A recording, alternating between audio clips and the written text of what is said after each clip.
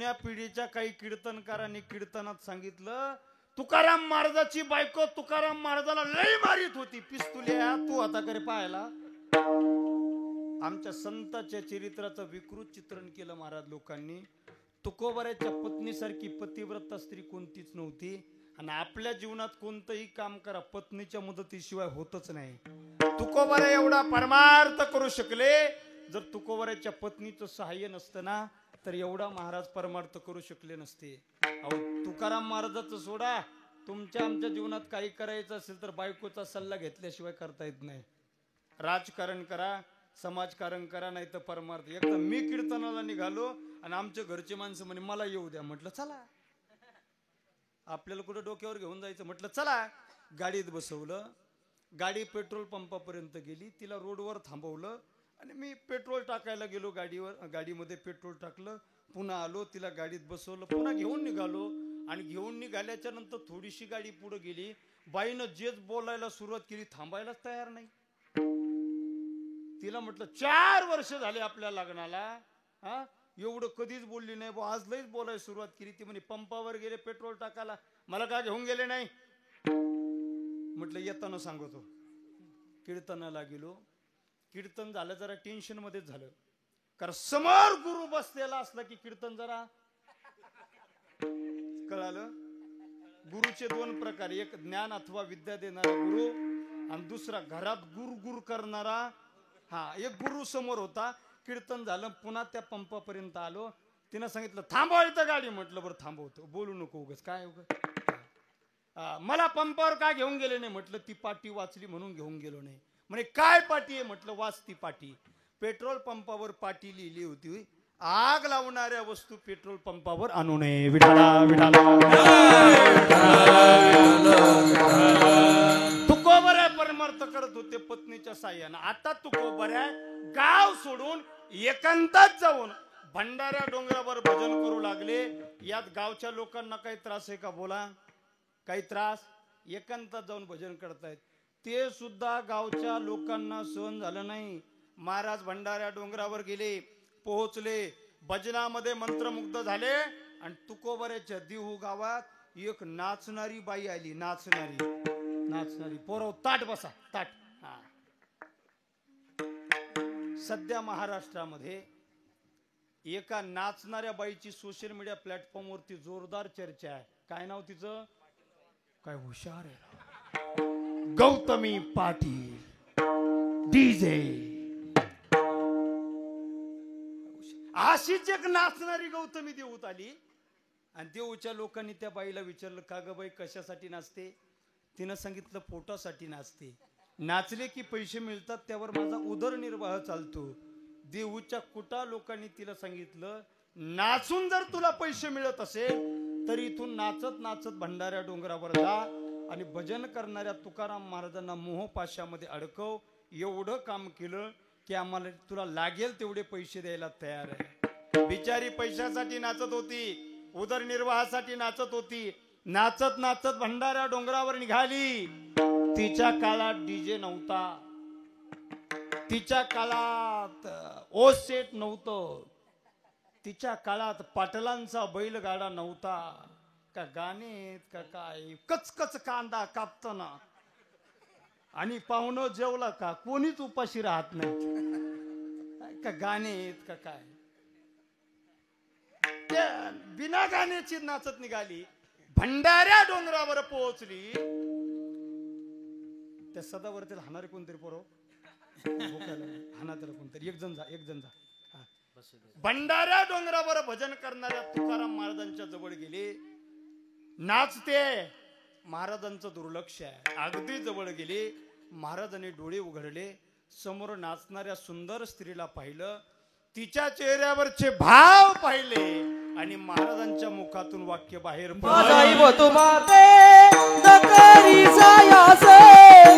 आम्ही विष्णुदास तैसे हो, आम्ही विष्णुदास तैसे हो, दैव तुम्हारे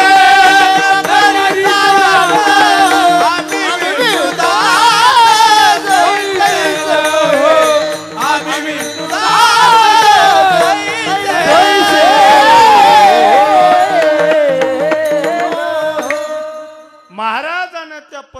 तिला सांगितलं, जाई वो तू माते न करी सायास, आम्ही विष्णुदास तैशनो हे. मातेचा दर्जा देऊन त्या स्त्रीला माघारी पाठवलं. संतांनी आपल्या जीवनात आचरण सांभाळलं, संतांनी आपल्या जीवनात तत्व सांभाळली, आणि हाच संताच्या जीवनातला धर्म अभंगाचं. धर्माचे पालन हा धर्माचे पालन हा धर्माचे पालन हा धर्माचे पालन हा धर्माचे पालन हा धर्माचे पालन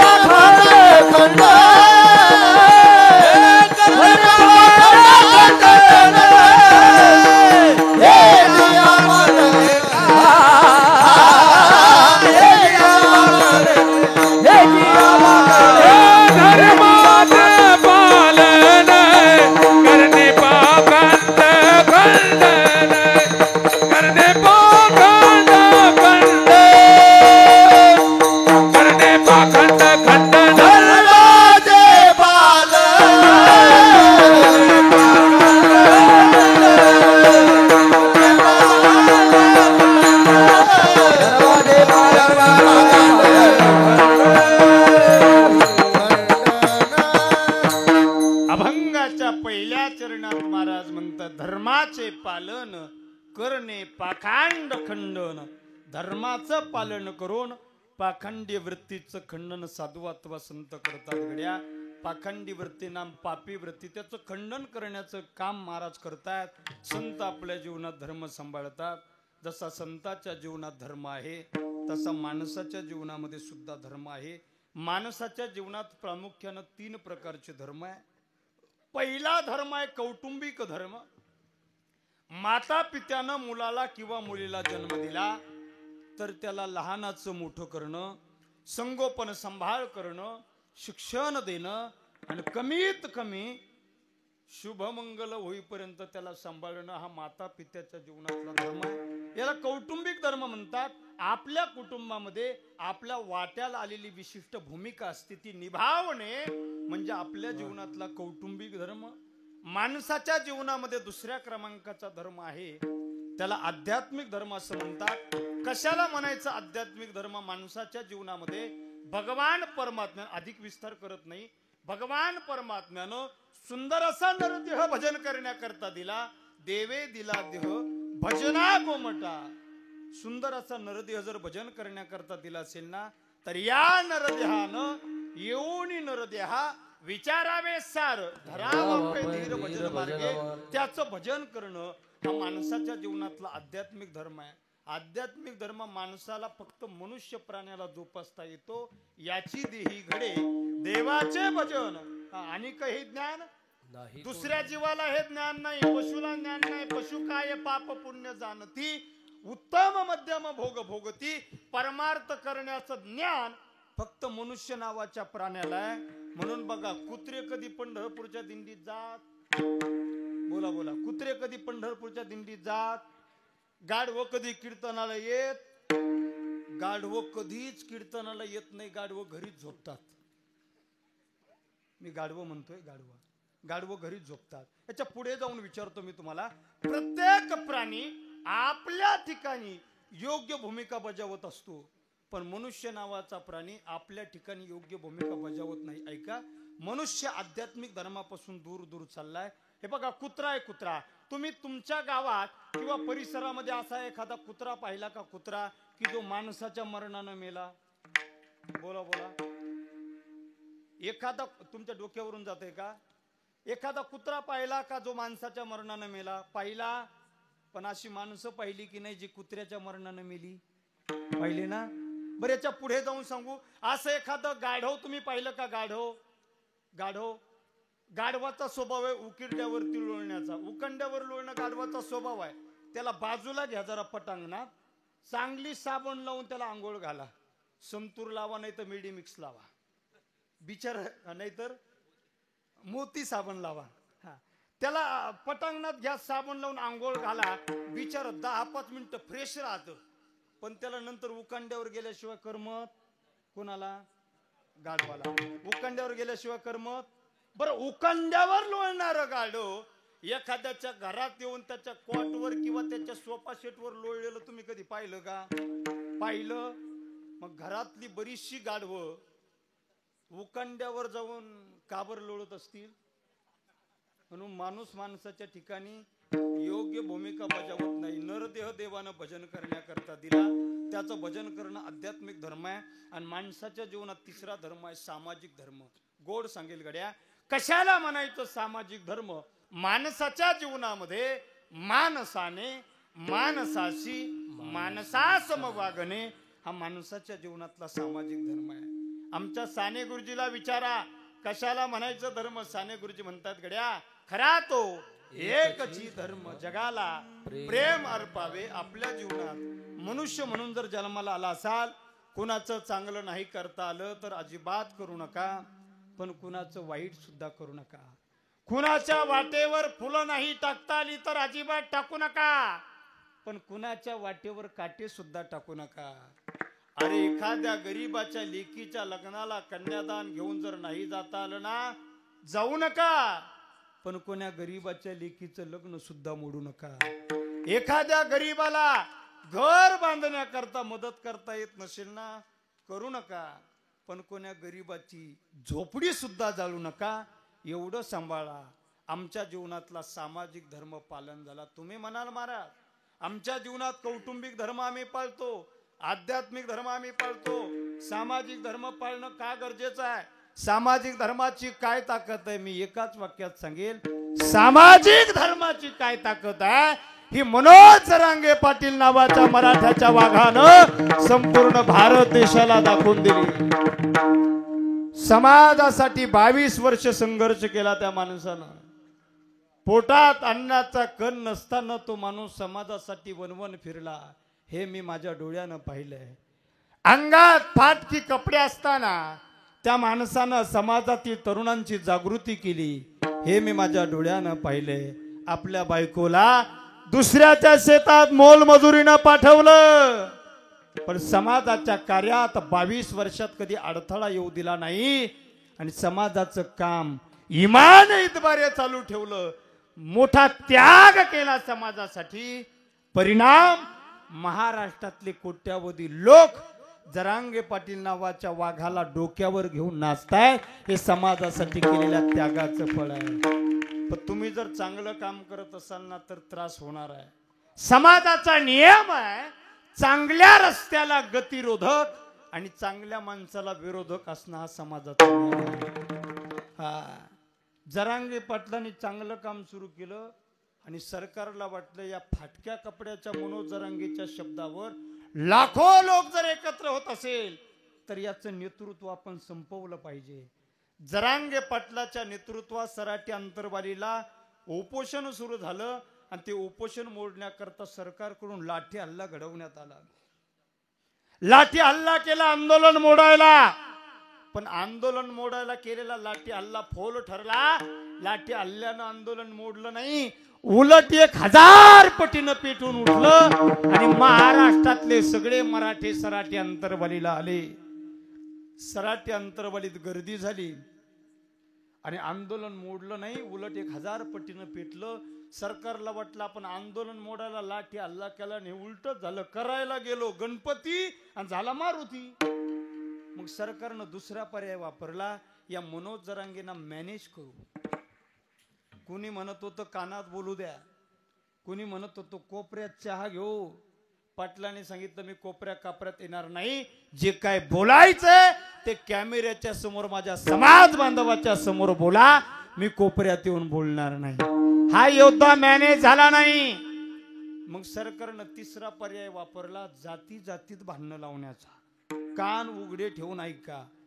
तिसरा पर्याय वापरला जाती जातीत भांडणं लावायचा आणि महाराष्ट्रात जाती जातीत भांडणं लावायला सरकारनं काही कुत्रे पाठवले.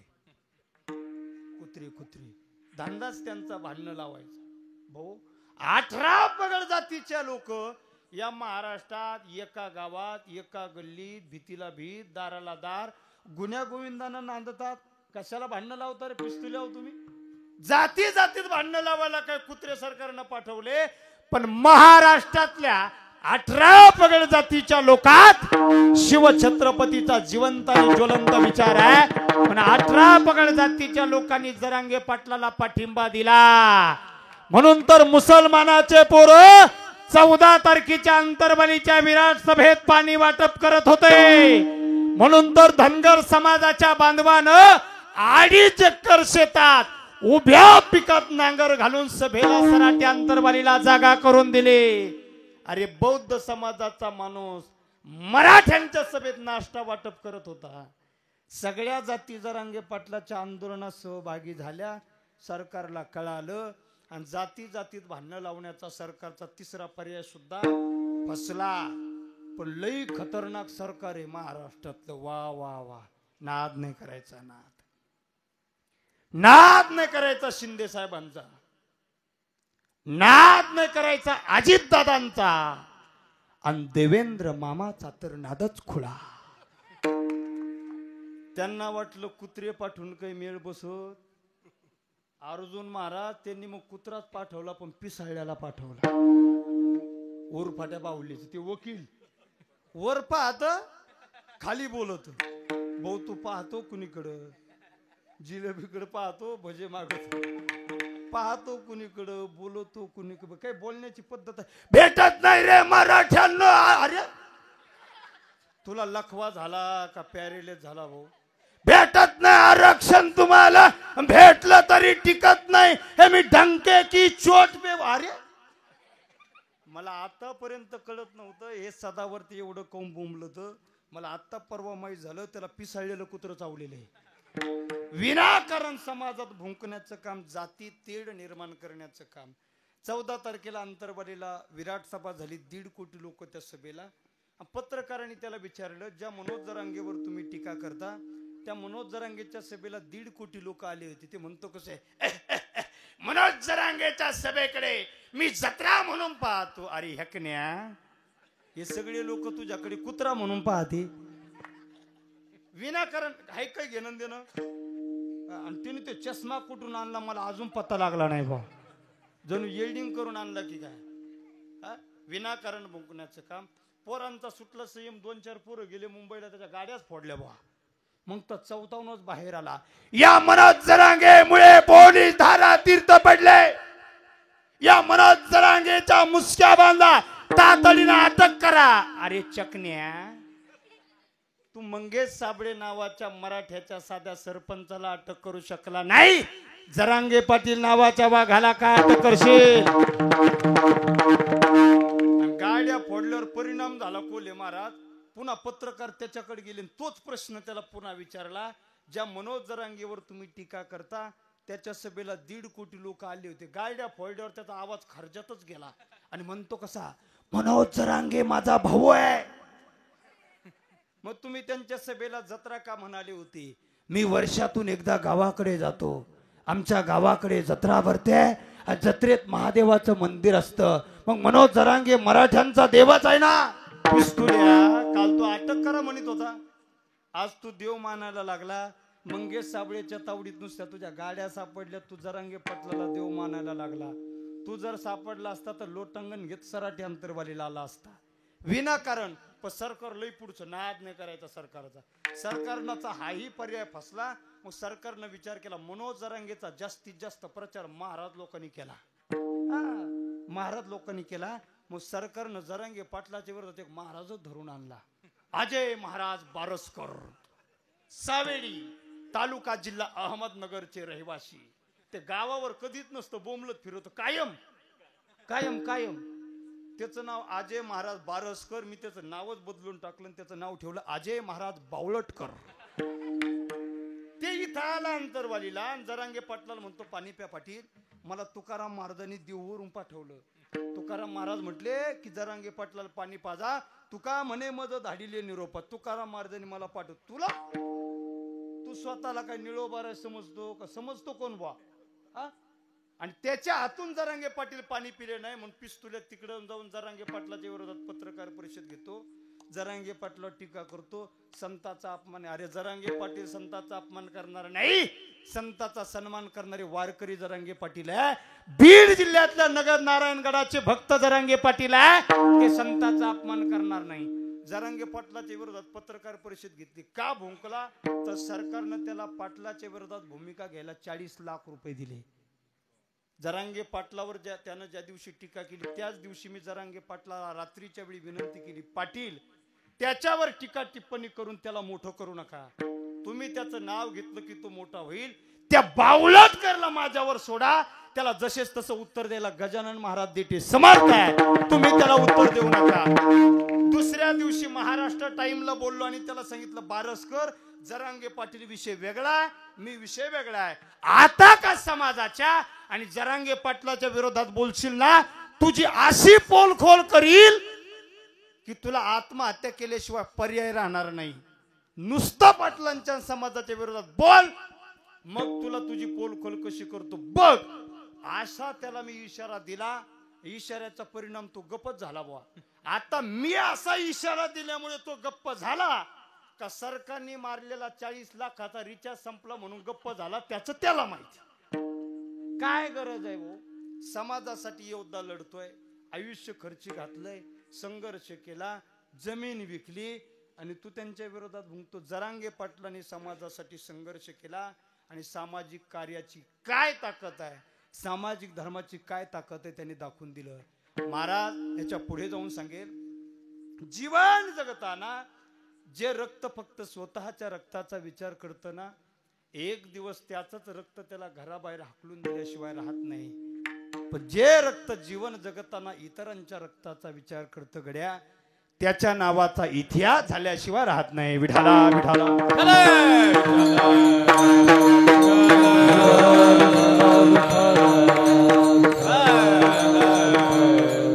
350 वर्षापूर्वी या महाराष्ट्राच्या मातीमध्ये राजाधिराज छत्रपती शिवरायानं हिंदवी स्वराज्याची स्थापना केली. 18 पगड जातीच्या शेतकऱ्यांच्या गोर गरिबा